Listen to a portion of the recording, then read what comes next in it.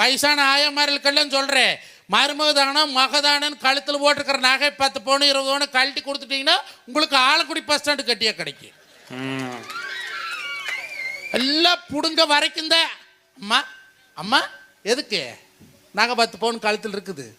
எங்கள் அம்மா இப்படி சாப்பிடுவா, எங்கள் அம்மா அப்படி சாப்பிடுவா, ஒன்றும் இல்லாத வெறும் மஞ்சள் சட்டை கட்டிட்டு இருக்குட்டு கிழவிக்கு சோறு வேலைக்கு உழுக்கிற உழுக்குக்கு சோறு நடக்கும் நடுவர்களே.